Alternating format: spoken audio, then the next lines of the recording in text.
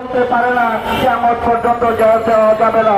এটা তার বক্তব্য একেবারেই সমাজের নয়। ওনার সূত্রতা হারিয়ে ফেলেছেন এই বক্তব্যের মাধ্যমে।